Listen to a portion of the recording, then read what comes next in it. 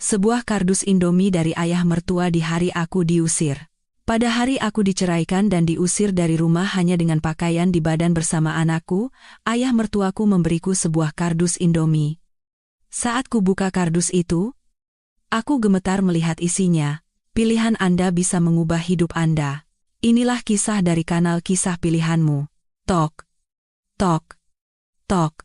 Palu hakim berbunyi tanpa perasaan di ruang sidang, menghantam dadaku. Selesai sudah. 5 tahun hidupku sebagai menantu, istri, dan asisten rumah tangga tanpa bayaran di rumah itu. Harga dari semua itu adalah selembar surat cerai yang dingin di hadapanku. Aku terduduk lesu di kursi tergugat. Kedua tanganku terkepal begitu erat hingga buku-buku jariku memutih dan mati rasa. Di telingaku, terngiang-ngiang kata-kata kejam yang diucapkan pengacara mantan suamiku, Bambang Prayogo, seperti mesin. Ia berkata aku tidak punya kontribusi apapun terhadap kekayaan keluarga suamiku, rumah mewah di Pondok Indah, mobil impor, dan rekening tabungan atas nama Bambang, semua adalah harta bawaan atau hadiah dari orang tuanya untuk Bambang seorang. Aku, Siti Rahayu, hanyalah seorang ibu rumah tangga yang menumpang hidup pada suami dan tidak menghasilkan uang sepeser pun, sehingga sudah sepantasnya aku pergi dengan tangan kosong, baik secara hukum maupun moral. Aku menatap pria yang pernah kucintai dengan segenap jiwa, pria yang membuatku nekat menentang keinginan orang tuaku di kampung. Tapi yang kulihat kini hanyalah orang asing yang dingin. Dengan setelan biru dongker dan rambut disisir rapi memakai pomade, ia sama sekali tidak bergeming melihatku gemetar. Ia tidak berani menatap mataku, atau mungkin, ia merasa memandang wanita sepertiku adalah sebuah kemewahan yang sia-sia. Tepat di belakang Bambang, duduk Yulia Lestari. Ia mengenakan gamis hamil berwarna putih bersih. Meski usia kehamilannya baru beberapa minggu, ia sengaja membusungkan dada dan terus mengelus perutnya untuk menarik perhatian. Bibir merahnya yang dipoles sempurna tersenyum sinis, mabuk kemenangan. Ia tak perlu berkata apa-apa. Kehadirannya di ruang sidang yang sakral sudah menjadi tamparan keras bagi harga diriku. Wanita simpanan suamiku, yang kini mengandung anaknya, datang untuk menyaksikan langsung momen saat aku ditendang keluar dari kehidupan mereka. Hakim menatapku dari balik kacamata tebalnya. Saudari Siti Rahayu, apakah Anda tidak keberatan mengenai pembagian harta dan hak asuh anak? Aku menelan air mata yang hendak tumpah dan menarik napas dalam-dalam. Jangan menangis sekarang. Menangis di sini hanya akan menjadi bahan tertawaan dan memberinya kepuasan. Aku berdiri. Suaraku serak, tapi aku mengucapkannya kata demi kata dengan tegas. Yang mulia, saya tidak butuh harta apapun. Berikan saja hak asuh anak saya. Bima masih terlalu kecil. Dia butuh ibunya. Pengacara Bambang segera berdiri dan membetulkan dasinya. Klien kami juga setuju. Saudara Bambang Prayogo menilai kondisi ekonomi Saudari Siti Rahayu saat ini tidak memadai untuk membesarkan anak dalam lingkungan terbaik.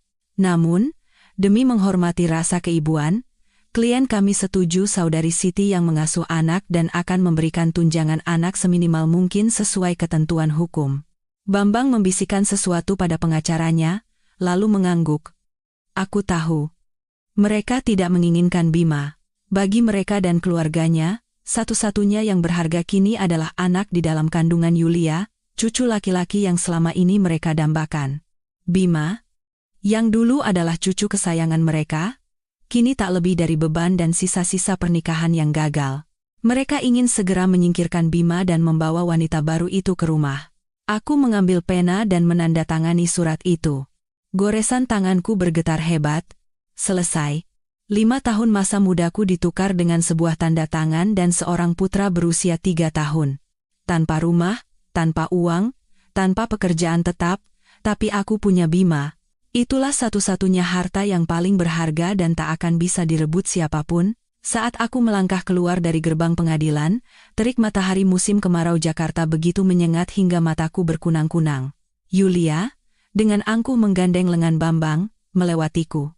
Dengan suara manja yang sengaja dibuat-buat agar aku mendengarnya, ia berkata, "Sayang, akhirnya semua selesai. Ayo kita cari makan enak, biar bayi kita sehat." Aku tiba-tiba ngidam stek wagyu. Bambang mengelus rambutnya lembut. Sentuhan mesra yang pernah ia berikan padaku, tapi sudah lama sirna. Iya, sayang. Apapun yang kamu mau. Nanti kita pulang. Kasih kabar gembira ini ke ibu. Beliau pasti sudah tidak sabar. Mereka masuk ke dalam mobil impor yang mengilap, meninggalkanku sendirian di halaman pengadilan yang berdebu. Kabar gembira mereka adalah tragedi bagiku. Kebebasan mereka adalah awal penderitaan bagi aku dan anakku. Aku menyeka air mata dan memanggil taksi untuk mengambil barang-barangku. Aku harus segera pergi dari sana sebelum amarah menelan sisa kewarasanku. Aku kalah dalam pertarungan ini, tapi hidupku dan Bima baru saja dimulai. Aku berjanji pada diri sendiri, bahkan jika harus mengemis, aku tidak akan membiarkan Bima kelaparan. Taksi berhenti di depan sebuah rumah megah yang dikelilingi pagar tinggi. Aku mampir sebentar ke rumah tetangga untuk menjemput Bima. Anakku yang sedang asyik bermain, tanpa tahu apa-apa, ku gandeng tangannya menuju rumah, gerbang besi hitam yang dingin dengan ukiran naga dan burung phoenix yang mewah. Aku teringat saat pertama kali menginjakan kaki di rumah ini sebagai menantu, aku terpesona oleh kemegahannya. Kini, gerbang itu terasa seperti mulut raksasa yang siap memuntahkanku, menolak keberadaanku. Saat masuk, udara di ruang tamu terasa begitu berat dan menyesakan. Ibu mertuaku, Ibu Puspita, duduk dengan angkuh di sofa impor sambil minum teh. Matanya terpaku pada televisi, tapi telinganya tak melewatkan satupun derap langkahku. Begitu melihatku masuk, ia meletakkan cangkirnya dengan keras di atas meja. Suara porselen beradu dengan kaca terdengar tajam. "Sudah datang? Urusan surat-suratnya sudah beres?" Tanyanya dingin, tanpa menoleh padaku. "Iya, Bu. Sudah selesai. Semuanya sudah saya tanda tangani," jawabku dengan suara lirih, hanya kepahitan yang tersisa di hati. Tapi tutur kata sopan yang sudah mendarah daging selama bertahun-tahun tidak mudah hilang. "Bagus. Cepat naik dan kemasi barangmu. Dengar baik-baik, ambil barang-barangmu saja. Semua yang dibelikan di rumah ini, tinggalkan semuanya, jangan ada yang kurang satupun. Jangan sampai tanganmu gatal mengambil barang orang, nanti dicap maling. Kalau tidak mau dipermalukan di depan tetangga, mengerti?" Kata-katanya menusuk seperti jarum. Selama 5 tahun, aku tidak pernah menghamburkan uang sepeser pun dari rumah itu. Uang belanja harian selalu dijatah, dan aku harus mencatat setiap pembelian, bahkan untuk seikat kangkung atau seekor ikan. Pakaianku pun hanya baju-baju murah dari pasar, tak sebanding dengan barang-barang bermerek yang mereka kenakan. Tapi tetap saja, ia menuduhku. Aku diam-diam naik ke lantai 2. Kamar tidur luas yang dulu menjadi surga kami terasa kosong. Aku membuka lemari dan hanya mengambil pakaianku yang sudah usang serta baju dan mainan Bima. Gaun-gaun yang pernah Bambang berikan sebagai hadiah ulang tahun, perhiasan hadiah ulang tahun pernikahan, semua kutinggalkan. Aku tak ingin membawa apapun yang bisa mengingatkanku pada si pengkhianat itu. Saat sedang berkemas, aku terkejut melihat Ibu Puspita tiba-tiba sudah berdiri di ambang pintu seperti hantu. Ia masuk dan menyapu seluruh ruangan dengan mata tajamnya, seolah sedang melakukan pemeriksaan keamanan. Ia mendekati koperku dan mengobrak-abrik pakaian yang baru saja kurapikan. "Siapa tahu kau menyembunyikan sesuatu di bawah, biar aku periksa sendiri." "Hati orang siapa yang tahu," katanya. Ia memeriksa satu persatu pakaian dalamku, menggeledah setiap sudut. Ia mengambil salah satu sweater lusuhku dan mencibir. "Kain rombeng begini masih kau simpan? Memang ya, orang kampung itu serakah. Bawa saja sana. Cuma menuh-menuhin tempat dan merusak pemandangan menantu baruku nanti." Aku menggigit bibirku hingga nyaris berdarah. Aku tidak mau berdebat. Aku hanya ingin pergi dari rumah ini dengan tenang. Aku tidak mau Bima melihat ibunya bertengkar dengan neneknya. Bima sedang bermain mobil-mobilan di sudut kamar. Mendengar bentakan neneknya, ia ketakutan dan berlari memeluk kakiku. "Ibu, nenek marahin ibu, ya?" Bima takut. Aku berjongkok, memeluknya, dan mengelus punggung kecilnya. "Bukan, sayang. Nenek tidak memarahi ibu. Kita mau pergi jalan-jalan. Bima anak baik. Main di sana dulu ya." Ibu sebentar lagi selesai berkemas. Tepat saat itu, Bambang dan Yulia tiba di rumah. Tawa riang mereka terdengar dari lantai bawah. Mendengar suara putra dan calon cucu laki-lakinya, raut wajah Ibu Puspita berubah 180 derajat. Ia membiarkan pakaianku berantakan dan memberi isyarat dengan dagunya. Cepat sedikit tanganmu. Jangan sampai Yulia naik ke sini dan melihatmu, nanti bayinya kenapa-kenapa, habis kau.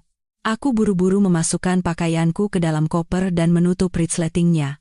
1 koper berisi barang kami berdua dan 1 tas popok. Itulah hasil dari 5 tahun pernikahanku.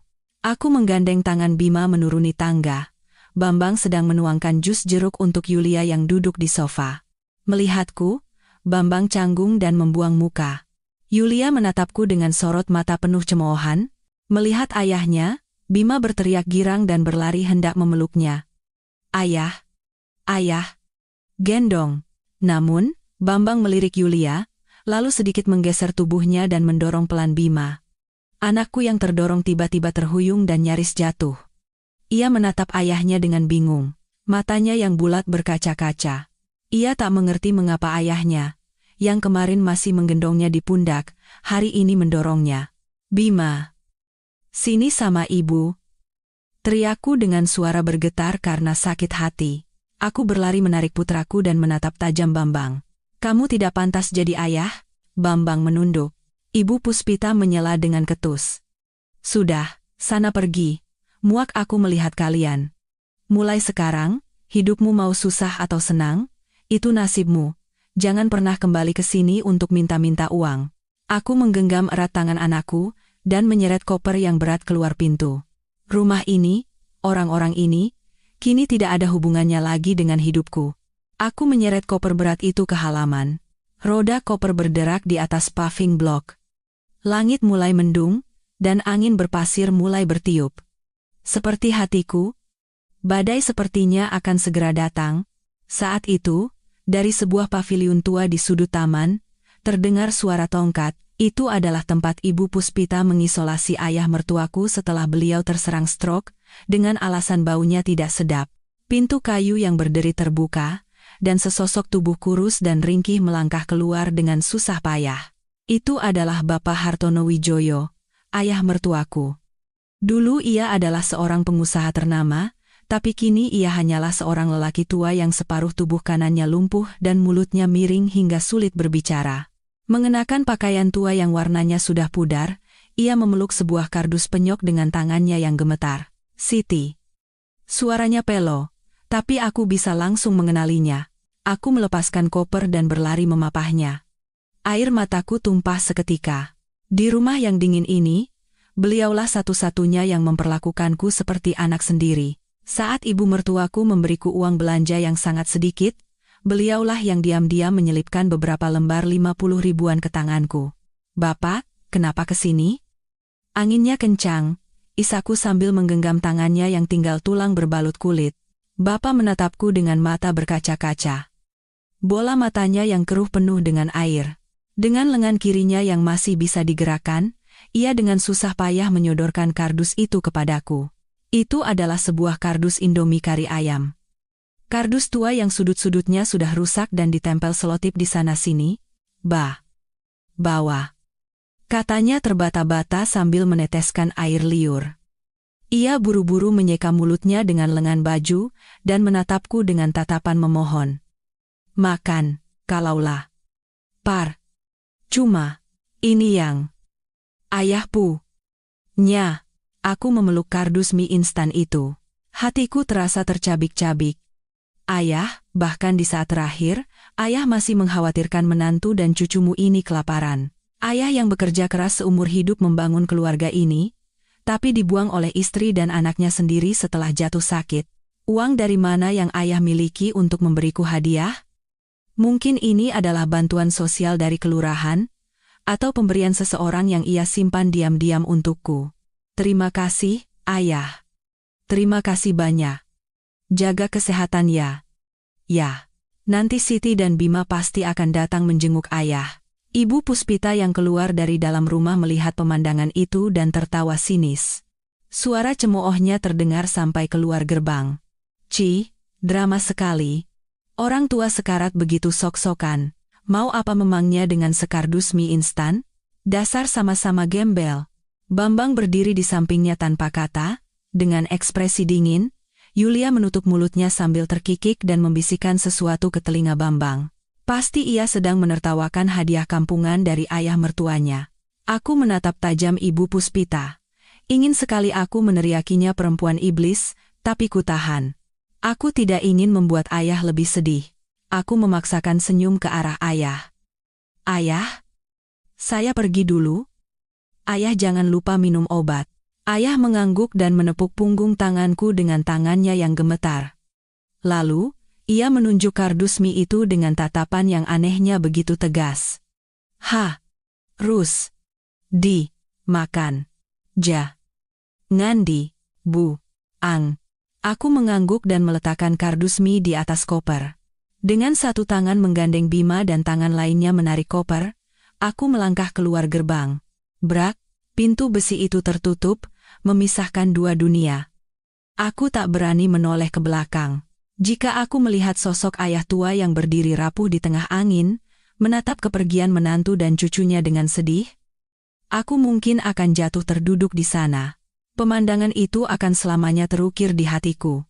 Taksi yang kupesan tiba. Sopir taksi menatap barang bawaanku dan kardus mie yang lusuh dengan iba. Pindahan ya, Mbak? Mau kemana? Iya, Pak. Ke Tanah Abang, Gang 12. Mobil mulai bergerak. Aku memeluk Bima erat-erat. Anakku, mungkin kelelahan. Tertidur di pangkuanku. Di luar, hujan deras mulai turun. Suara air hujan yang menghantam kaca mobil terdengar riuh. Hujan turun. Apakah langit juga menangisi nasibku yang malang? Kamar yang kusewa berada di sebuah gang sempit dan gelap. Jalannya becek karena genangan air dan sampah.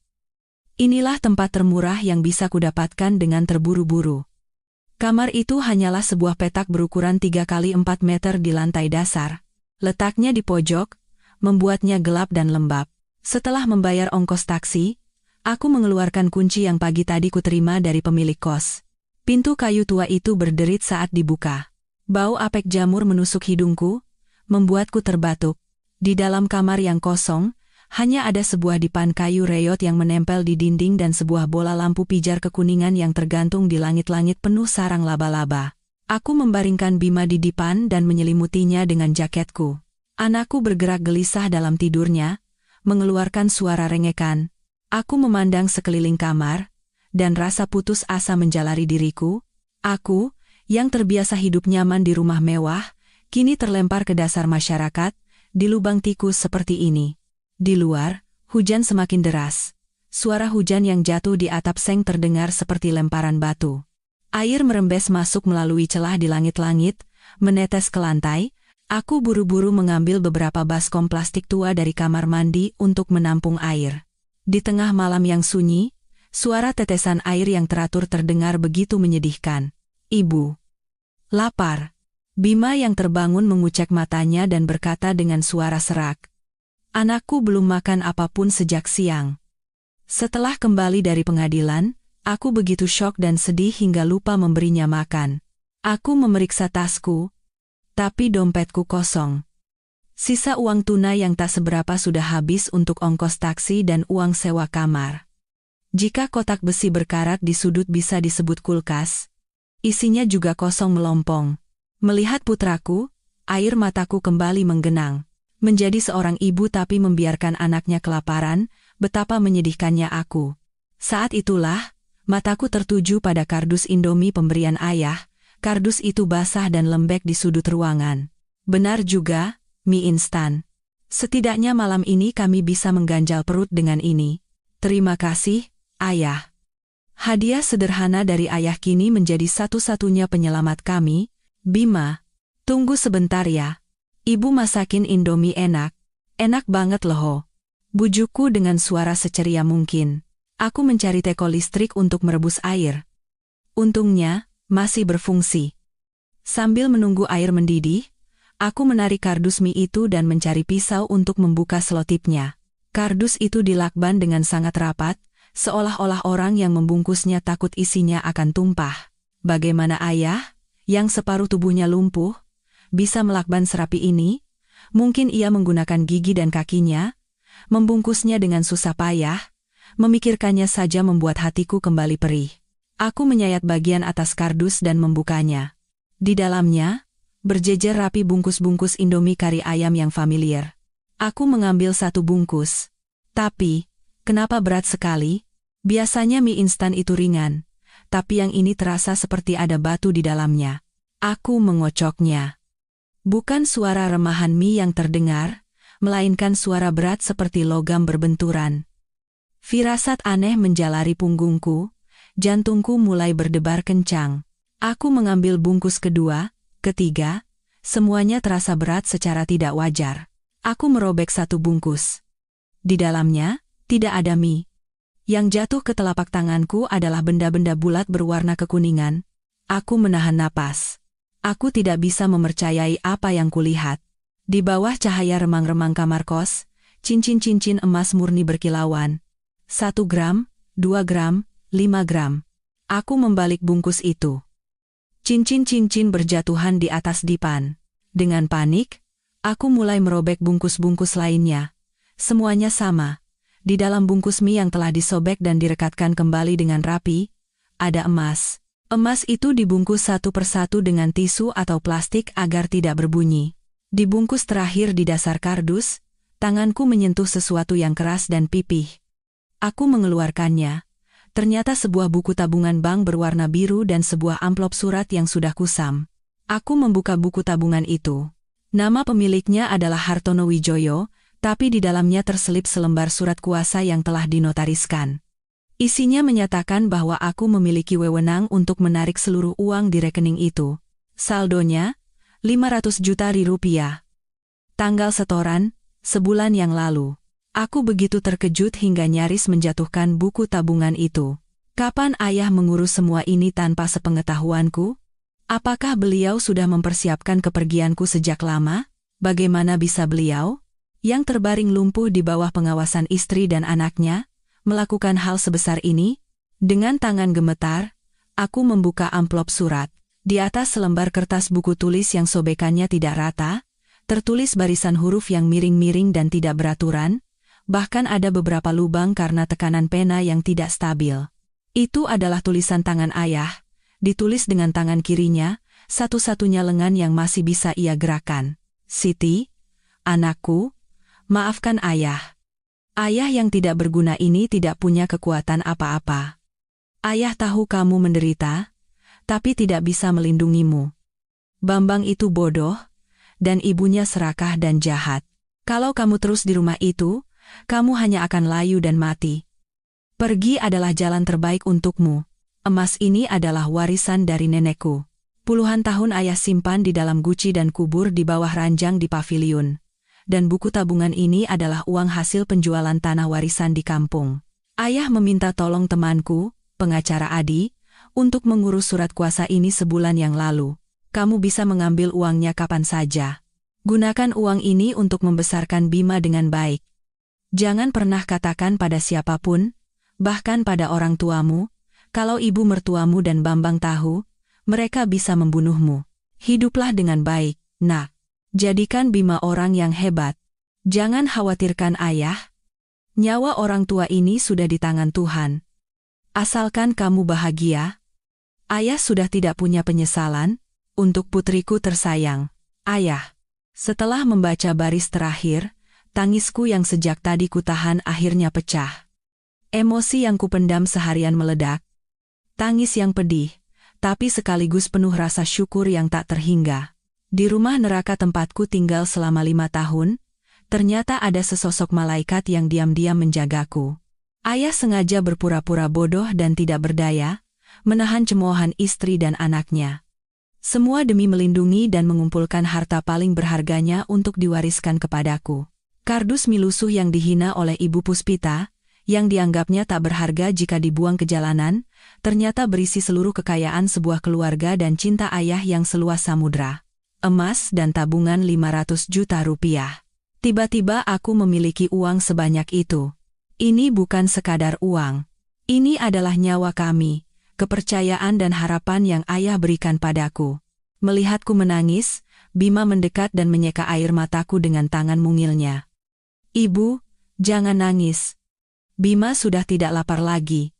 Bima bisa tahan. Aku memeluknya erat, rambutnya yang lembut basah oleh air mataku. Ibu menangis karena bahagia, nak. Kakek sayang sekali sama kita. Sekarang kita tidak akan kelaparan lagi, ibu janji, ibu pasti akan bangkit. Ibu akan hidup dengan hebat, agar tidak mempermalukan kakek. Malam itu, di kamar kos yang bocor, dengan emas dan buku tabungan di samping kami, aku dan Bima berbagi sebungkus Indomie asli yang tersisa di dalam kardus. Mie instan yang sengaja ayah sisakan untuk kamuflase. Meski hanya mie instan tanpa lauk, rasanya jauh lebih nikmat daripada hidangan mewah manapun yang pernah kumakan di rumah megah itu. Rasa gurih dan pedas mie berpadu dengan asinnya air mata, menciptakan rasa kebangkitan. Aku menengok keluar jendela. Hujan telah reda. Besok, matahari akan terbit kembali, dan aku, Siti Rahayu, akan memulai hidup baru dari sebuah kardus mie instan yang penuh cinta dari ayah. Keesokan paginya, aku terbangun oleh sinar matahari yang menyelinap masuk melalui celah jendela. Bima masih tertidur pulas. Melihat wajah polosnya, hatiku terasa damai, sekaligus terbebani oleh tanggung jawab yang berat. Di hadapanku tergeletak emas dan buku tabungan, harta yang tak pernah kubayangkan. Tapi aku tahu, ini bukanlah uang yang jatuh dari langit, melainkan hasil dari darah, air mata, dan pengorbanan ayah selama puluhan tahun. Dengan hati-hati, aku membungkus emas itu dengan sapu tangan tua dan menyembunyikannya di kantong rahasia di dasar tas yang kubuat sendiri. Buku tabungan kusembunyikan di antara lipatan baju Bima. Di lingkungan seperti ini, kehati-hatian adalah segalanya. Hal pertama yang harus kulakukan adalah pergi ke bank untuk memastikan keabsahan buku tabungan itu. Aku menggendong Bima, mengunci rapat pintu kamar, dan menuju bank terdekat. Sepanjang jalan, aku memeluk tasku erat-erat. Setiap kali ada yang melirik, jantungku berdebar kencang. Orang yang seumur hidup miskin, tiba-tiba memegang uang besar, rasanya begitu cemas. Ketika petugas bank memastikan bahwa buku tabungan itu asli dan dana sebesar 500 juta rupiah telah aman atas namaku, barulah aku bisa bernapas lega. Aku memutuskan untuk mendepositokan uang itu selama 6 bulan ke depan. Ini akan menjadi dana darurat kami, benteng pertahanan terakhir. Aku tidak boleh mempertaruhkan dana pensiun ayah secara sembrono. Bahkan jika aku gagal, dari bank, aku pergi ke sebuah toko emas besar di Cikini. Aku menjual semua emas dari kardus mie itu. Uang tunai lebih dari 600 juta rupiah kini berada di tanganku. Tanganku gemetar. Ini modal usahaku. Takkan kusia-siakan 1 rupiah pun.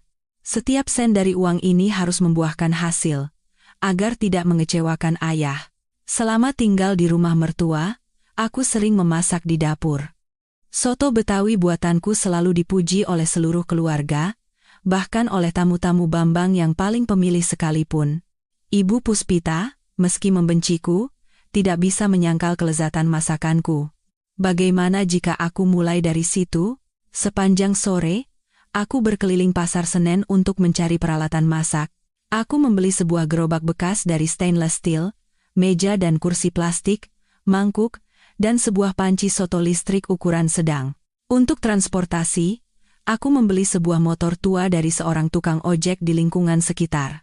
Total biaya yang kuhabiskan sekitar 10 juta rupiah. Aku menyewa sebuah sudut jalan kecil di dekat kawasan perkantoran Sudirman untuk berjualan di pagi hari.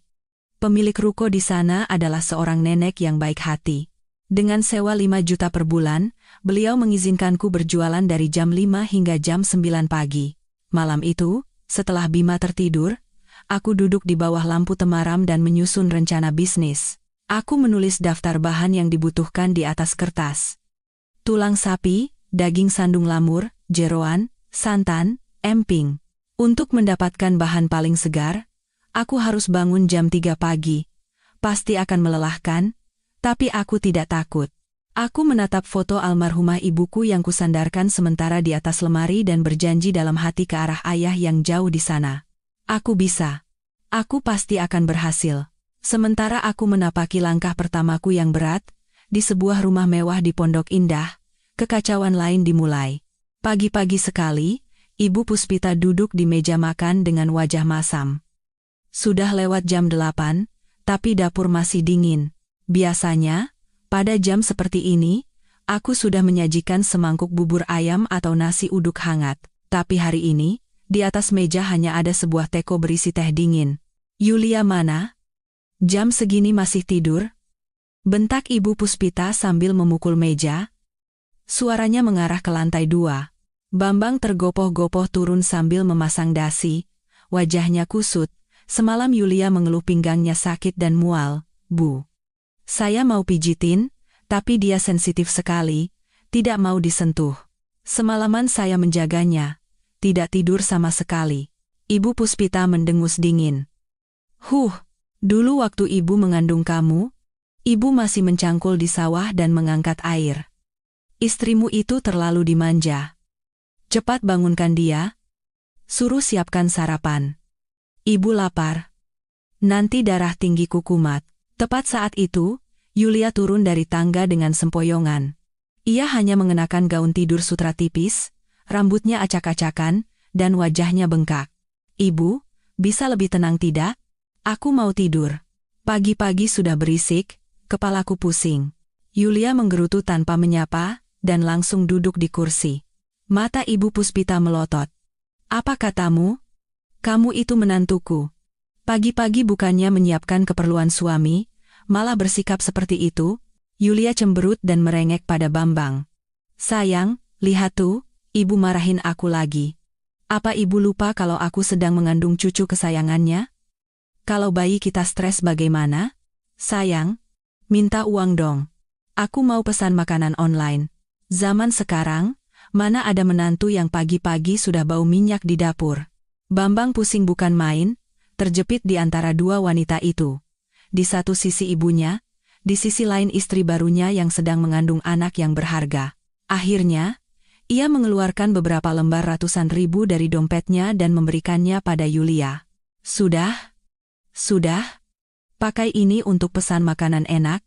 Ibu, sabar sedikit ya. Sebentar lagi makanannya datang. Aku sudah telat ke kantor. Aku berangkat dulu. Bambang buru-buru pergi, meninggalkan perang dingin antara ibu mertua dan menantu baru. Ibu Puspita menatap punggung putranya, lalu beralih ke Yulia yang dengan santai memesan makanan lewat ponselnya. Tiba-tiba, hatinya mulai membanding-bandingkan. Ia teringat padaku, soto Betawi kental yang kumasak semalaman, jus buah segar yang kusiapkan setiap pagi, dan sikapku yang selalu sopan. Ia menggelengkan kepala, mencoba mengusir pikiran itu. Siti kan memang tugasnya begitu. Yulia ini badannya berharga, wajar kalau aku yang harus mengalah. Sementara itu, di sudut lain kota, jam 3:30 pagi, angin subuh bertiup menusuk tulang. Hanya berbalut jas hujan tipis. Aku mengendarai motor tuaku, membawa tulang sapi dan sayuran yang kubeli dari pasar subuh. Tanganku bengkak dan memerah karena kedinginan menyentuh air. Seluruh tubuhku berbau amis dan aroma khas pasar. Begitu sampai di kos, aku langsung mencuci tulang, merebus daging, dan membuat kaldu. Kamar kos yang sempit menjadi panas oleh uap dari panci soto. Bima tertidur lelap di dipan. Sambil bekerja, sesekali aku memeriksanya.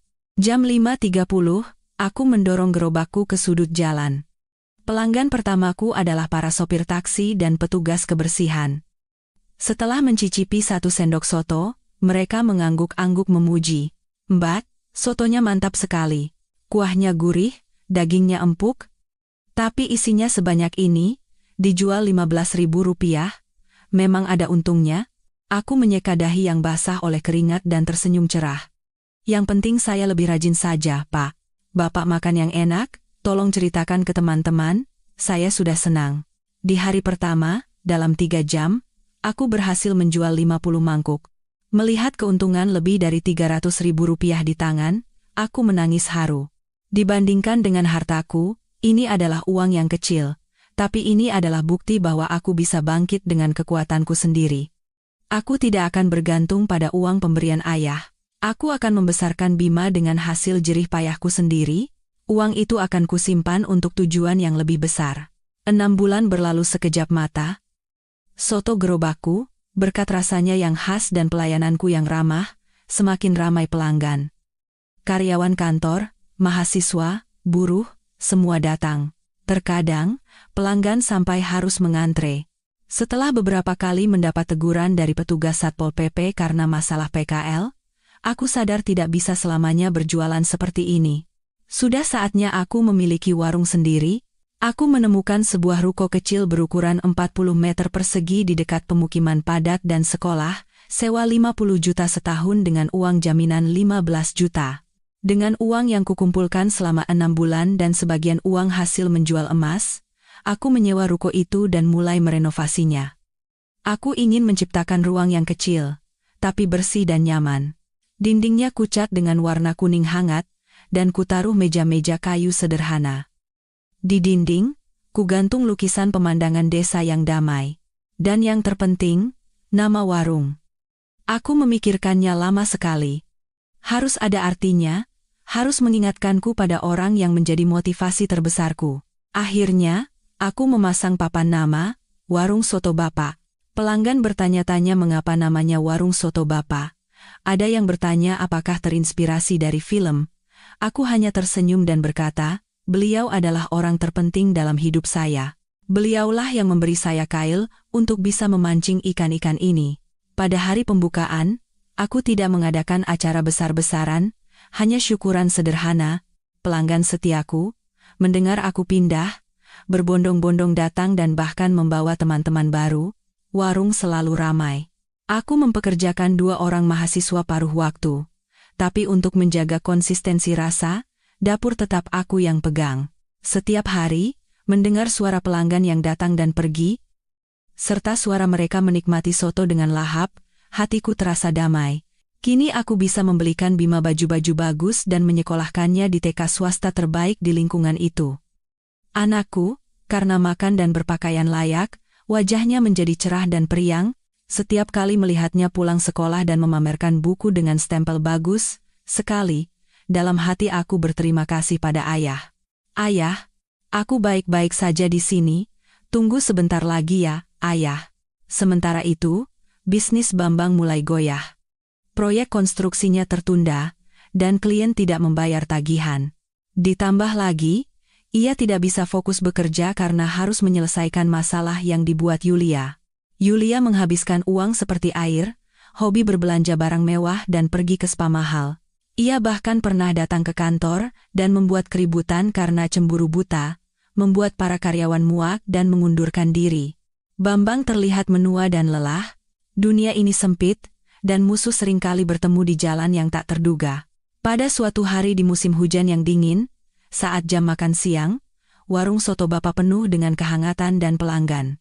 Sebuah mobil berhenti di depan, dan Bambang turun, diikuti oleh Yulia dari kursi penumpang. Ia mengenakan mantel bulu tebal yang baru kuketahui, kemudian untuk menyembunyikan perut palsu dari silikon. Ia menggigil kedinginan dan mengernyitkan dahi. Sayang, ini di mana sih? Aku kan maunya ke restoran mewah, kenapa kita ke tempat kumuh dan sempit begini? Nanti mantelku bau minyak soto. Bambang menjawab dengan kesal. Sudah, jangan banyak mengeluh. Aku lagi tidak punya uang. Kartu kreditku sudah kamu pakai sampai limit. Makan di sini saja. Teman-teman kantor bilang di sini enak sekali. Mereka masuk ke warung. Yulia menutup hidungnya dan memandang jijik pada pelanggan yang berkeringat saat makan. Ih, bau kuah santan. Aku tidak mau makan. Duduk, jangan bikin ribut. Bambang menarik lengan Yulia dan mendudukkannya di kursi kosong dekat kasir. Aku sedang berada di kasir, membelakangi mereka. Kakiku gemetar. Aku belum siap bertemu mereka. Tapi pelanggan terlalu ramai, aku tidak bisa bersembunyi di dapur. Mbak, soto spesial 2 mangkuk ya. Dagingnya saja, banyakin. Teriak Bambang dengan suara angkuhnya yang kukenal. Aku menarik napas dalam-dalam, menenangkan diri. Kenapa aku harus takut? Ini warungku. Aku berbisnis dengan jujur. Aku harus percaya diri. Aku membawa 2 mangkuk soto dan menghampiri meja mereka. Dengan suara dingin dan jelas, aku berkata, Soto spesial pesanan Anda sudah siap. Bambang, yang sedang membersihkan sendoknya dengan tisu, mengangkat kepala mendengar suara yang familiar. Ia membeku. Sendok di tangannya jatuh ke meja dengan suara ting, mulutnya ternganga, matanya nyaris melompat keluar, seolah melihat hantu. Siti? Yulia juga terkejut dan mengangkat kepala. Melihatku, ia sama kagetnya, tapi rasa terkejut itu cepat berubah menjadi cemburu dan hinaan. Di hadapan mereka, aku bukan lagi istri yang lusuh dan berduka. Aku mengenakan seragam oranye yang rapi, rambutku diikat kencang, memperlihatkan wajahku yang kini lebih tirus dan berisi. Mataku bersinar dengan kepercayaan diri seorang pemilik usaha. Kamu? Jadi pemilik warung jorok ini kamu? Desis Yulia sinis, tak mampu menyembunyikan kekesalannya. Aku tersenyum tipis dan menatap matanya lurus-lurus. Iya, ini aku. Warungnya memang sederhana, tapi dikelola dengan uang halal. Soto ini juga jauh lebih bersih daripada kepribadian sebagian orang. Jadi mau makan atau tidak? Kalau tidak, silakan pergi, biar pelanggan lain bisa duduk. Bambang masih belum pulih dari keterkejutannya. Ia memandang bergantian antara warung yang penuh sesak dan diriku yang cekatan bekerja. Di matanya, terlintas penyesalan dan iri. Ia pasti tidak percaya, istri yang pernah ia sebut parasit, dalam waktu setengah tahun bisa membangun usaha seperti ini. Melihat Bambang yang terus menatapku, amarah Yulia meledak. Ia berdiri dan mengayunkan tangannya, menumpahkan mangkuk soto panas itu. Kuah soto tumpah ke arah Bambang. Aarge. Panas. Teriak Bambang sambil melompat. Gila kamu ya? Kamu mau menyiram suamiku dengan air keras? Teriak Yulia sekeras-kerasnya. Semuanya? Lihat. Pemilik warung ini adalah mantan istri suamiku. Dia sengaja mau mencelakai suamiku karena dendam. Aku menatap Yulia yang sedang berakting dengan tenang. Aku memberi isyarat pada karyawan untuk membawakan handuk dingin untuk Bambang, lalu berkata pada para pelanggan yang berbisik-bisik, "Bapak, Ibu, tenang saja dan lanjutkan makannya. Ini masalah pribadi, semua kejadian terekam di CCTV warung, jadi biar hukum yang menentukan siapa yang salah." Mendengar kata CCTV, Yulia tersentak. Ia menatapku dengan pandangan membunuh, lalu menarik lengan Bambang keluar. "Buat apa makan di warung sialan ini? Awas ya. Akan kugugat kamu." Bambang, sambil diseret, menoleh ke arahku dengan tatapan rumit. Melihat mobil mereka menghilang, hatiku terasa lega. Aku telah mengalahkan ketakutanku. Mereka tidak akan bisa menyakitiku lagi. Kabar kesuksesan warung sotoku dengan cepat sampai ke telinga Ibu Puspita. Ia meragukan telinganya sendiri. Bagaimana mungkin menantu tidak berguna yang diusir dengan tangan kosong itu bisa membuka warung di lokasi yang bagus hanya dalam waktu setengah tahun? Pasti dia mencuri uang dari rumah kita. Saat makan malam, Ibu Puspita berkata pada Bambang, "Sudah Ibu duga, waktu mengusirnya dulu, perasaan Ibu sudah tidak enak, hanya saja belum ada bukti, sekarang ketahuan belangnya. Dari mana lagi dia dapat uang sebanyak itu? Apa dia menggait om-om kaya? Siapa juga yang mau dengan perempuan seperti dia? Pasti itu uang yang dia kumpulkan sedikit demi sedikit selama tinggal di sini." Bambang terdiam. Di kepalanya, keraguan mulai tumbuh. Ia teringat penampilanku yang percaya diri di warung. Untuk membuka warung seperti itu, butuh modal yang tidak sedikit. Bisnisnya yang diambang kehancuran dan keuangannya yang menipis membuatnya serakah dan iri melihat kesuksesanku. Sepertinya Ibu benar. Aku juga merasa aneh. Biar aku selidiki. Keesokan paginya, di saat warungku paling ramai, sebuah taksi berhenti di depan. Ibu Puspita, Bambang, dan Yulia turun. Mereka tidak datang sendiri, mereka membawa dua orang pria bertato dengan tampang sangar. Mereka menyerbu masuk ke dalam warung seperti badai. Ibu Puspita berkacak pinggang dan menunjukku yang sedang di kasir. "Hei, maling, keluar kamu." Pelanggan yang sedang makan terkejut dan meletakkan sendok mereka. Karyawanku ketakutan dan menyingkir ke sudut. Aku melangkah maju dengan ekspresi dingin. "Ada perlu apa? Kalau mau makan soto, silakan antre. Kalau mau membuat onar, Saya akan panggil polisi. Panggil saja. Coba panggil. Aku datang ke sini untuk menegakkan keadilan, teriak Ibu Puspita sambil menyemburkan ludah. Semuanya. Dengarkan saya, pemilik warung ini adalah mantan menantu saya. Sebelum cerai, dia diam-diam mencuri uang dan perhiasan emas dari rumah kami, lalu membuka warung ini dan hidup enak. Dia itu maling, warung ini dibangun dari hasil keringat anak saya. Suara bisik-bisik semakin kencang, dan tatapan curiga mulai mengarah padaku. Pepatah tak ada asap jika tak ada api, ditambah dengan penampilan Ibu Puspita yang seperti orang kaya, membuat tuduhannya mudah dipercaya. Yulia menimpali dari samping. Betul. Itu uang hasil kerja keras suami saya. Dia percaya pada perempuan ini, tapi air susu dibalas air tuba. Sekarang keluarga kami sedang susah, tapi dia malah enak-enakan di sini. Kalau kamu punya hati nurani, kembalikan uang suami saya. Darahku mendidih. Fitnah keji ini sudah melampaui batas kesabaranku. Mereka berusaha menghancurkan mata pencaharianku dan mempermalukanku di depan umum. Aku maju selangkah, berhadapan dengan Ibu Puspita. Suaraku sekeras baja. Saya mencuri? Ada buktinya? Apa ada surat bukti saya mengambil uang? Atau Anda hanya mengarang cerita? Bukti? Warung sebesar ini buktinya? Dari mana kamu dapat uang untuk membangun ini semua? Cepat mengaku. Bambang ikut berteriak, mencoba menakut-nakutiku. Pria-pria bertato itu mendekat dengan mengancam. Cepat keluarkan uangnya. Kalau tidak, kau akan merasakan tangan kami. Geram salah satu dari mereka, sambil membanting botol sambal ke lantai hingga pecah. Pelanggan ketakutan dan lari keluar. Warung dalam sekejap menjadi kacau balau.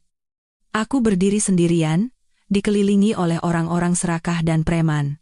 Aku merasa tak berdaya, tapi aku tidak boleh menangis atau terlihat lemah. Saat salah satu preman itu hendak mengangkat tangannya padaku, sebuah lengan kokoh menahannya. Anda sedang apa? Tidakkah Anda tahu ini adalah tindak pidana pengerusakan dan pencemaran nama baik di tempat umum? Seorang pria berpenampilan rapi dengan setelan jas dan kacamata masuk. Ia adalah teman SMA-ku, yang kini menjadi pengacara handal, Adi Wibowo.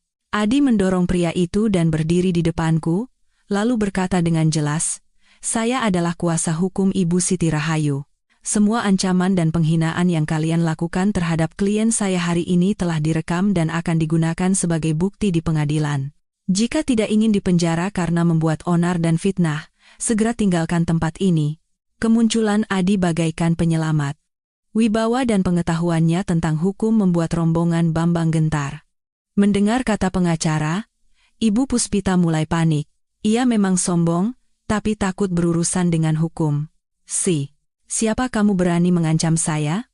Ya sudah, kami pergi. Tapi jangan pikir ini sudah selesai. Gagap Ibu Puspita sambil menarik Bambang dan Yulia untuk kabur. Para preman itu, sadar tidak akan mendapatkan apa-apa, pergi sambil menggerutu. Warung kembali sunyi, hanya menyisakan kekacauan dan beberapa pelanggan yang menatapku dengan cemas. Aku menoleh ke arah Adi, kakiku lemas hingga nyaris terduduk.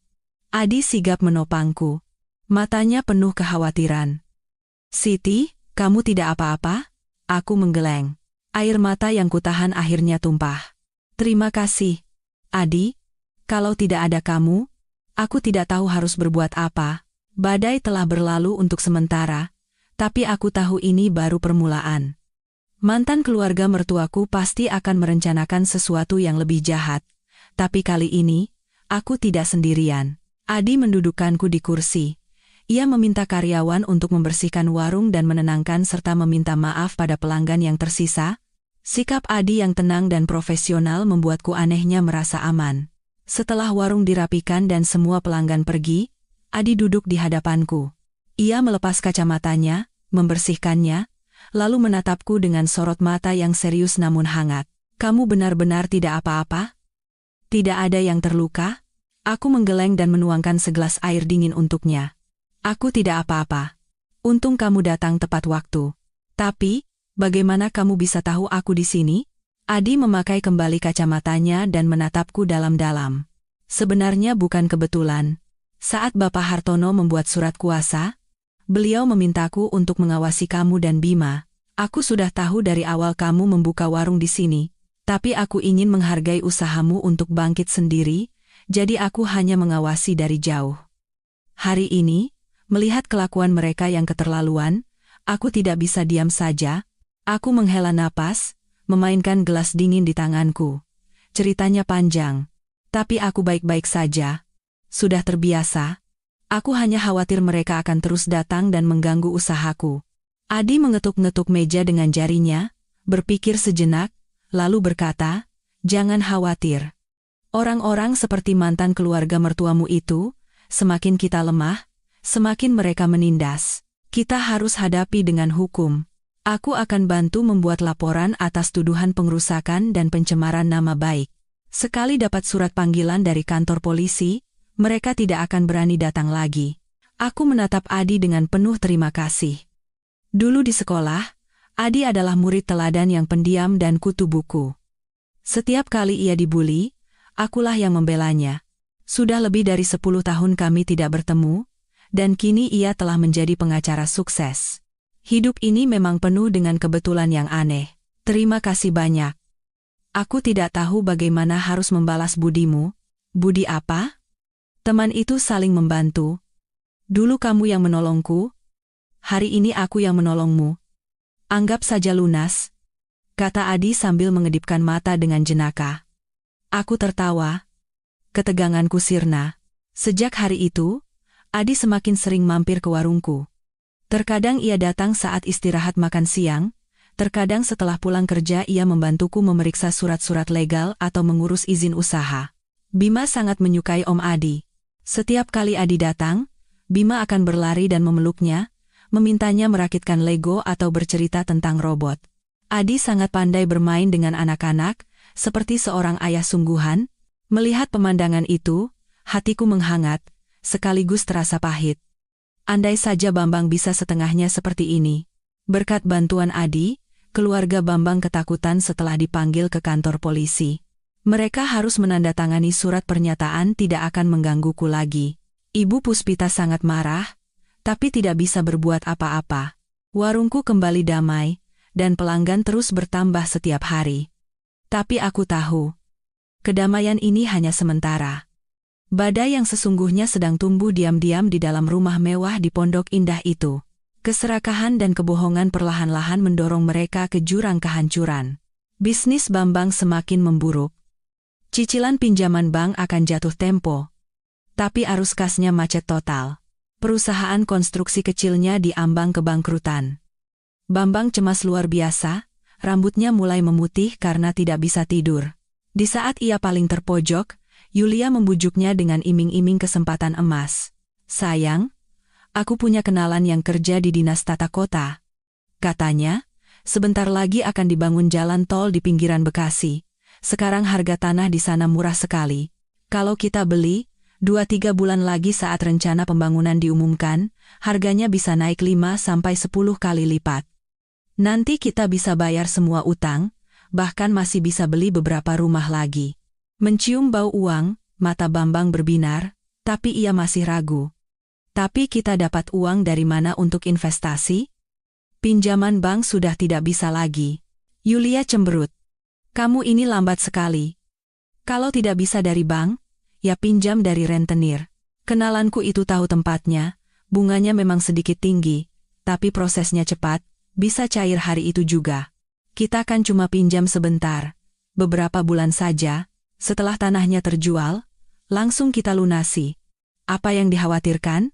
Ini kesempatan langka, loh. Kalau tidak cepat, nanti diambil orang lain." Bambang dibutakan oleh kata-kata manis Yulia. Ia memang tidak pandai berbisnis, dan karena terdesak, ia mudah dimanipulasi. Lagi pula, ia masih percaya sepenuhnya pada Yulia dan menganggap bayi di kandungannya adalah jimat keberuntungan. Akhirnya, tanpa sepengetahuan ibunya, Bambang ikut Yulia bertemu dengan rentenir. Di hadapan Yulia dan pria sangar yang disebut kenalannya, Bambang menandatangani surat utang sebesar 2 miliar rupiah. Ia menyerahkan tas berisi uang tunai itu pada Yulia. Yulia menerima tas itu, mencium pipi Bambang, dan tersenyum lebar. Sayangku memang hebat. Tunggu kabar baik ya. Aku dan bayi kita akan jadi pembawa rezeki. Bambang tidak tahu, itu adalah ciuman maut. Tanah emas yang Yulia ceritakan adalah fiktif belaka. Pria kenalan itu sebenarnya adalah mantan pacar Yulia. Mereka berdua merencanakan semua sandiwara ini untuk menguras sisa uang Bambang dan kabur. Selama beberapa hari berikutnya, Bambang menunggu dengan cemas. Yulia bersikap seperti biasa, tapi beberapa keanehan mulai terlihat. Ia semakin sering keluar dengan alasan periksa kandungan atau mengurus surat tanah, dan diam-diam ia mulai membawa keluar perhiasan dan tas-tas mewahnya dari rumah. Dan hari itu pun tiba. Suatu pagi, Bambang menerima telepon dari nomor tak dikenal. Dengan Bapak Bambang Prayogo? Kami dari pihak pemberi pinjaman. Bunga Anda sudah telat 10 hari. Anda mau lari, ya? Bambang terkejut. Apa maksud Anda? Saya baru pinjam 2 minggu yang lalu. Di surat perjanjian sudah jelas tertulis, bunganya harian. Kamu tidak baca? Sekarang total utangmu dengan bunga sudah 2,5 miliar. Kalau sore ini uangnya tidak siap, perusahaanmu akan kami ratakan dengan tanah. Tangan dan kaki Bambang gemetar. Ia buru-buru menelepon Yulia. Nomor yang Anda tuju sedang tidak aktif.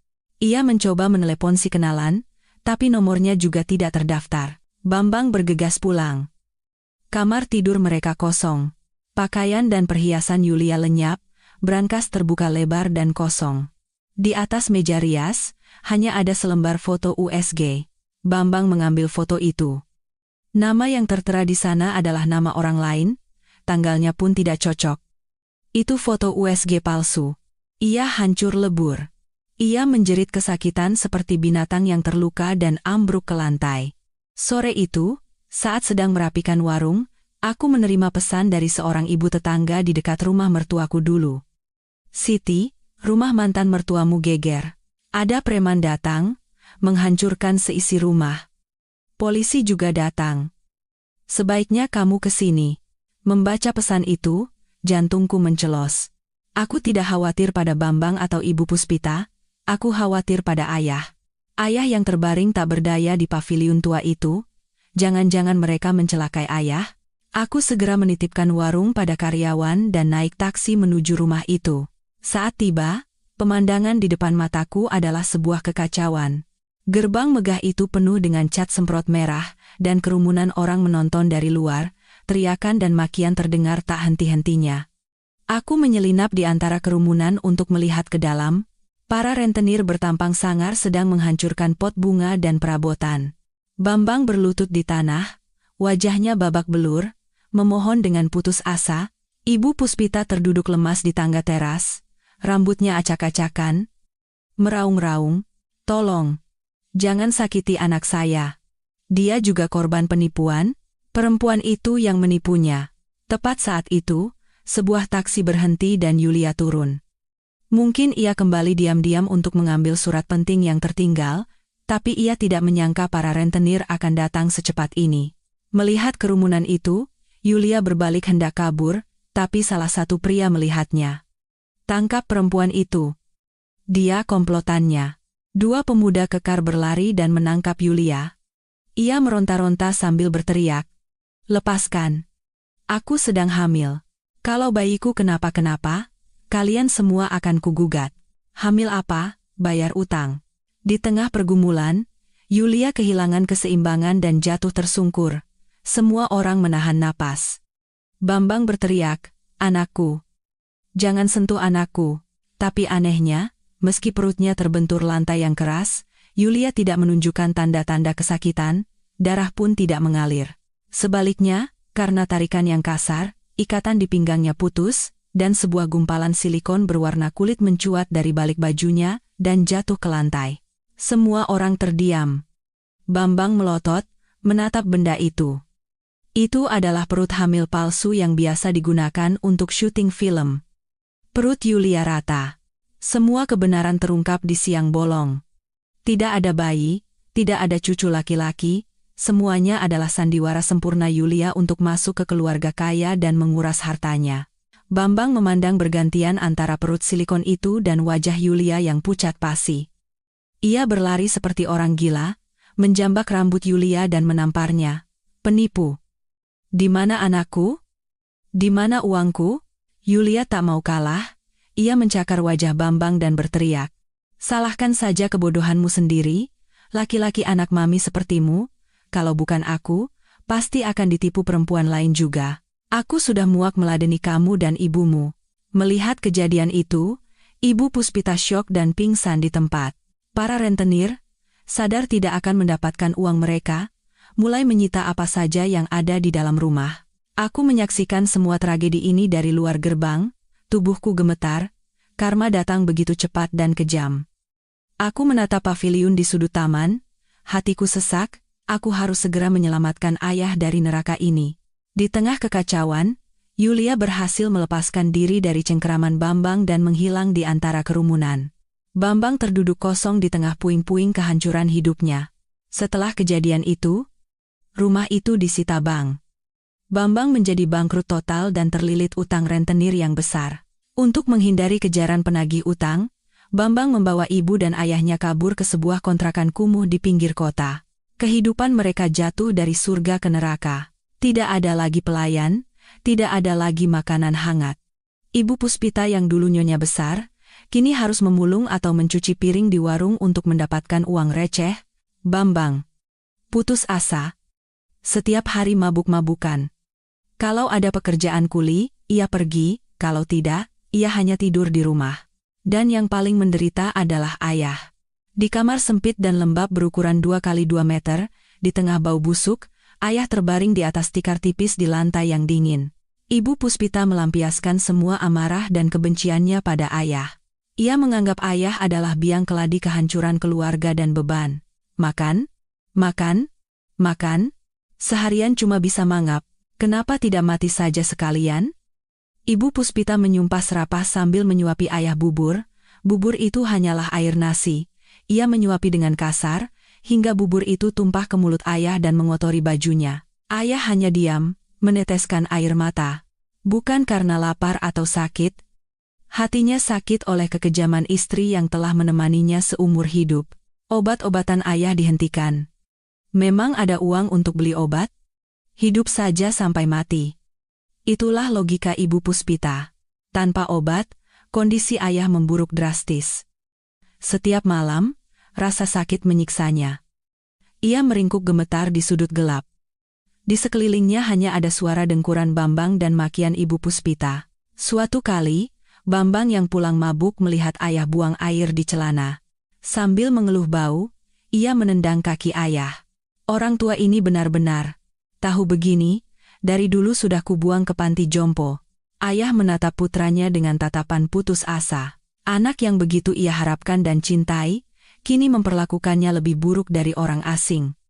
Ia merindukan Siti, menantunya yang berbakti. Ia merindukan bubur hangat buatan Siti, sentuhan tangannya yang setiap malam memijat kaki dan tangannya. Siti, kamu di mana? Ayah sudah tidak tahan lagi. Selama itu, aku sama sekali tidak mengetahui kondisi ayah yang menyedihkan. Beberapa kali aku mendatangi rumah lama mereka, tapi para tetangga bilang mereka pindah diam-diam di malam hari, dan tidak ada yang tahu kemana. Aku meminta bantuan Adi untuk mencari, tapi itu seperti mencari jarum di tumpukan jerami di Jakarta. Hatiku gelisah. Setiap malam aku bermimpi, ayah memanggil namaku dalam kesakitan. Firasatku tidak enak. Pada suatu sore, saat hujan turun deras, aku sedang merapikan pembukuan di warung ketika seorang wanita tua berpakaian lusuh masuk. Ia ragu-ragu di ambang pintu. Aku menghampirinya. Permisi, Bu, ada yang bisa saya bantu? Wanita itu menatapku lekat-lekat, lalu berkata, Mbak ini Siti, mantan menantunya Bu Puspita, bukan? Aku terkejut. Iya, saya Siti. Ibu siapa ya? Saya tetangga kontrakannya Bu Puspita. Kakek di rumah itu terus-terusan memanggil nama Siti, jadi saya penasaran, cari-cari info, katanya Mbak buka warung di sini. Mbak, kalau ada waktu, coba jenguk. Kelihatannya, umur kakek itu tidak akan lama lagi. Bagaikan disambar petir, buku catatan di tanganku jatuh. Ayah? Ayah kenapa Bu? Suaraku bergetar dan pecah. Ibu itu menghela napas dengan kasihan. Jangan ditanya, Mbak. Kondisi rumah itu parah sekali. Bu Puspita itu sering membiarkan kakek kelaparan, bahkan memukulnya, punggungnya sudah luka borok semua. Membusuk, tapi tidak ada yang merawat. Beberapa hari ini karena dingin, kakek demam tinggi dan kejang-kejang, tapi tidak dibawa ke rumah sakit. Saya kasihan, diam-diam saya kasih air gula, tangannya malah genggam tangan saya, minta tolong cariin bak. Air mata mengalir di pipiku. Ya Tuhan, penyelamat hidupku, Ayah, mengalami penderitaan sekejam itu. Aku tidak ragu sedetik pun.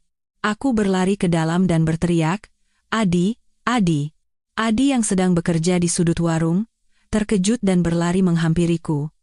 Siti? Ada apa? Ayah? Ayahku. Tolong, antarkan aku. Ayah sepertinya akan meninggal. Aku menyambar tasku. Di dalamnya ada buku tabungan berisi sisa 500 juta rupiah yang baru saja jatuh tempo kemarin untuk rencana perluasan warung. Tapi saat ini, uang tidak ada artinya. Nyawa ayah adalah yang terpenting. Untuk menyelamatkan ayah, aku rela mengorbankan segalanya. Aku bahkan tidak takut lagi bertemu dengan orang-orang iblis itu. Adi mengerti maksudku. Tanpa bertanya lebih lanjut, ia menyalakan mobil, dipandu oleh ibu tadi. Di dalam mobil, aku mengepalkan tangan begitu erat hingga kuku-kuku menancap di telapak tangan. Ayah, tunggu sebentar. Aku datang. Tidak akan ada lagi yang bisa menyakiti ayah. Mobil melaju membelah malam yang gelap, menembus tirai hujan.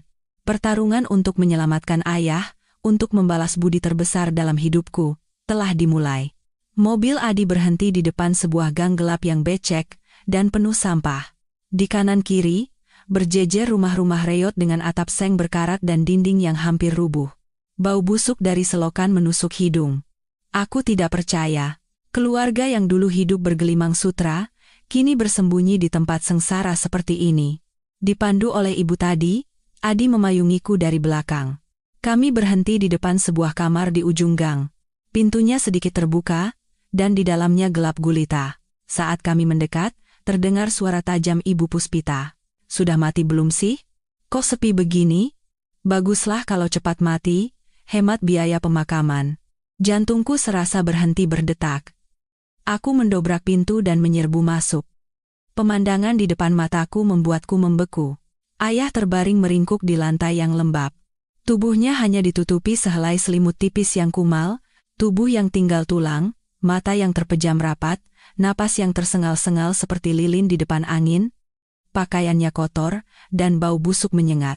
Ibu Puspita duduk di kursi plastik yang kakinya patah sebelah, sedang makan nasi dingin. Melihatku, ia terkejut hingga mangkuk nasinya jatuh. Kamu, bagaimana kamu bisa tahu tempat ini? Gagapnya dengan wajah pucat. Aku tidak menjawab dan langsung berlari ke arah ayah. Aku berlutut dan menyentuh dahinya. Panas seperti api.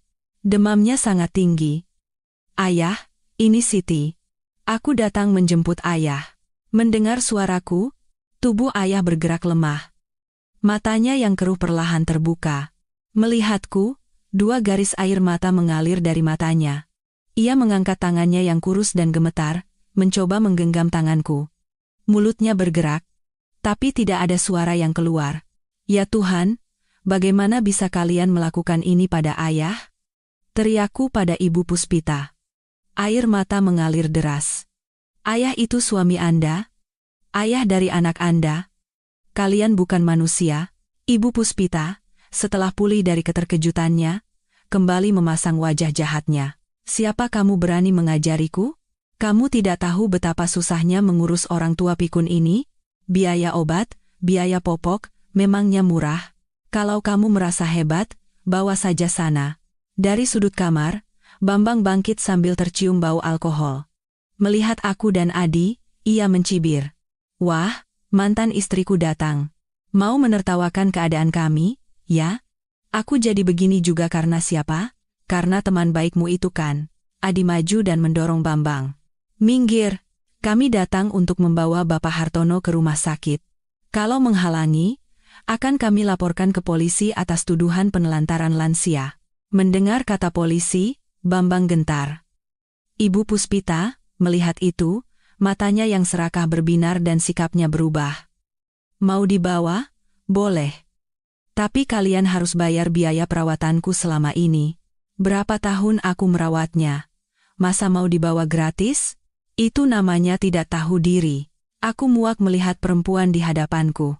Bahkan di saat seperti ini, ia hanya memikirkan uang. Berapa maumu? Tanyaku menahan amarah. 500 juta, tidak bisa kurang sepeser pun. Teriaknya dengan mata melotot. Ibu gila. Bahkan Bambang terkejut dengan ketidakbermoralan ibunya. Aku mengeluarkan buku tabungan dari tasku. Di sini ada 500 juta, ambil ini dan jangan pernah muncul di hadapanku lagi. Dengan ini, semua kewajiban kalian pada ayah, aku yang beli. Mulai sekarang, ayah hidup atau mati, tidak ada hubungannya dengan kalian. Melihat buku tabungan itu, mata Ibu Puspita berkilat karena keserakahan, ia merebutnya dan tersenyum licik. Bagus. Ingat kata-katamu itu. Cepat bawa orang tua ini pergi, muak aku melihatnya. Aku dan Adi dengan hati-hati memapah ayah. Tubuhnya seringan anak kecil, aku melepaskan jaketku, menyelimuti ayah, dan membawanya ke mobil. Saat melangkah keluar, aku menoleh ke belakang. Ibu Puspita dan Bambang sedang sibuk memeriksa saldo di buku tabungan, tak peduli pada kami. Itulah akhir yang menyedihkan dari para budak uang. Kami langsung membawa ayah ke UGD rumah sakit. Dokter mendiagnosis pneumonia akut, malnutrisi parah, dan infeksi serius akibat luka borok. Jika terlambat sehari saja, nyawanya tidak akan tertolong. Melihat ayah terbaring di ranjang putih dengan berbagai selang menancap di tubuhnya, hatiku hancur. Selama 24 jam, aku menjaga di sampingnya, membersihkan tubuhnya, mengganti perban, dan menyuapinya bubur encer sesendok demi sesendok. Adi juga mengesampingkan pekerjaannya dan setiap hari datang ke rumah sakit membantuku merawat ayah. Setelah 2 minggu perawatan intensif, kondisi ayah berangsur membaik. Demamnya turun, wajahnya mulai bersemu merah, dan luka boroknya mulai mengering. Ajaibnya, meski masih pelo, ia bisa mengucapkan beberapa kata sederhana. Saat hari kepulangan, aku berpikir tidak mungkin membawa ayah kembali ke kontrakan sempit itu. Dengan sisa uang yang ada, aku menyewa sebuah apartemen kecil yang bersih dan luas di lantai dasar. Apartemen itu memiliki taman kecil agar ayah bisa menghirup udara segar. Aku mempekerjakan seorang perawat profesional untuk membantu terapi rehabilitasi ayah setiap hari. Aku ingin menebus semua penderitaan dan kesedihan yang telah ayah alami. Ayah, ini rumah baru kita? Sekarang ayah tinggal bersama aku dan Bima, tidak akan ada lagi yang menyakiti ayah. Aku mendorong kursi roda ayah masuk ke kamar, dan menunjukkan pot-pot anggrek di taman. Ayah memandangi sekeliling rumah, lalu menatapku dengan sorot mata penuh kebahagiaan. Ia menggenggam tanganku dan berkata terbata-bata, "Terima kasih. Jangan berkata begitu, ayah. Ayah adalah penyelamat hidupku. Kalau bukan karena kardus Indomie ayah waktu itu, entah bagaimana nasib kami sekarang." Isaku sambil memijat kaki ayah. Bima yang baru pulang dari TK, girang melihat kakeknya dan berlari memeluknya. "Kakek, Bima kangen sekali. Kakek jangan sakit lagi ya. Nanti Bima hibur kakek." Ayah memeluk cucunya dan tersenyum, memperlihatkan gusinya yang ompong. Air mata kebahagiaan kembali mengalir. Meski satu pilar telah hilang, keluarga baru kami terasa lebih hangat dan penuh cinta dari sebelumnya. Adi juga sering mampir, merawat ayah seperti ayah kandungnya sendiri. Suatu hari, aku melihat Adi sedang memotong kuku ayah sambil menceritakan kisah lucu. Ayah tertawa seperti anak kecil. Melihat pemandangan itu, jantungku berdebar aneh. Suatu malam, setelah Bima tertidur, aku dan Adi duduk di teras sambil minum teh. Adi ragu sejenak, lalu berkata, "Siti, kondisi Bapak sudah jauh lebih baik, itu semua berkat perawatanmu. Berkat bantuanmu juga. Terima kasih banyak." "Sudah, jangan berterima kasih terus. Aku melakukannya karena aku senang. Siti, aku ingin selamanya berada di sampingmu, Bima, dan ayah. Bolehkah?" Aku terkejut dan menatap mata Adi, tatapannya yang tulus dan hangat membuatku bingung. Aku pernah gagal sekali dan kehilangan kepercayaan pada cinta. Tapi ketulusan dan pengabdian Adi selama ini perlahan-lahan mencairkan hatiku yang beku. Alih-alih langsung menjawab, aku menatap ke arah kamar ayah dan tersenyum tipis. Mungkin, kebahagiaan sedang tersenyum padaku sekali lagi. Kesehatan ayah semakin membaik dari hari ke hari, kini ia bahkan bisa duduk sendiri. Tapi, ayah masih sering menatap keluar jendela dengan ekspresi sedih. Aku tahu, ada sesuatu yang ia rindukan. Saat kutanya, ternyata beliau merindukan papan catur kesayangannya yang terbuat dari tanduk kerbau. Itu adalah warisan dari ayahnya, benda yang telah menemaninya puluhan tahun, Bambang. Karena tertipu oleh Yulia, diam-diam menjual papan catur itu ke Pegadaian untuk mendapatkan modal. Mengetahui hal itu, aku bertekad akan menemukannya kembali. Dengan bantuan Adi, aku mencari di setiap Pegadaian dan toko barang antik di kota. Setelah seminggu mencari, akhirnya kami menemukannya di sebuah toko barang antik di Jalan Surabaya.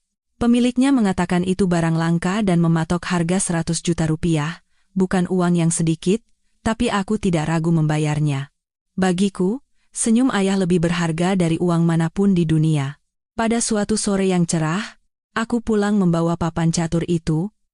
Ayah sedang tertidur di kursi rodanya. Dengan hati-hati, aku meletakkan papan catur itu di meja di hadapan ayah. Ayah, aku bawa hadiah. Ayah membuka mata. Melihat kotak kayu yang familiar itu, matanya berbinar seperti anak kecil. Dengan tangan gemetar, ia membuka kotak itu. Bidak-bidak catur dari tanduk kerbau yang hitam mengilap terlihat. Ia mengambil bidak raja, mengelus ukirannya yang halus, lalu memeluknya ke dada dan terisak seperti anak kecil. Mu. Di sini? Ku. Kira. Hei, Lang. Aku merangkul bahu ayah. Sudah aku temukan kembali, ayah. Tidak akan ada lagi yang mengambilnya. Nanti kalau ada waktu, ayah bisa main catur dengan Om Adi. Ayah, di tengah air matanya, tersenyum dan mengangguk. Papan catur itu bukan sekadar benda, itu adalah jiwa ayah, masa lalunya yang gemilang, dan harga diri terakhir seorang pria. Mengembalikan papan catur itu sama dengan mengembalikan kehormatan dan kebahagiaan hidup yang seharusnya ayah nikmati. Sore itu, Adi datang. Pria tua dan pria muda itu duduk berhadapan dengan papan catur di bawah naungan pohon. Suara bidak catur yang beradu dan tawa mereka menggema. Aku mengupas buah di samping mereka, memandangi mereka. Hatiku terasa damai luar biasa. Inilah potret keluarga yang selama ini kuimpikan. Kehidupan kami berjalan dengan tenang. Sampai suatu hari, masa lalu kembali mengetuk pintu. Di hari Jumat, saat sedang mengadakan pengajian kecil di warung, seorang pria berpakaian lusuh dan kotor mondar-mandir di luar. Kukira ia pengemis dan hendak memberinya uang, tapi aku terkejut saat menyadari ia adalah Bambang. Penampilan Bambang saat ini sungguh menyedihkan. Rambutnya gondrong dan acak-acakan, pakaiannya kotor, wajahnya tirus, dan matanya kosong. Melihatku, ia menatap dengan pandangan campur aduk antara malu dan memohon. Siti, boleh aku minta semangkuk soto? Ia tidak berani menatap mataku. Aku membeku di tempat. Suami yang dulu mengendarai mobil impor dan mengenakan barang-barang mewah, kini mengemis makanan di depan warung mantan istrinya. Takdir memang begitu kejam.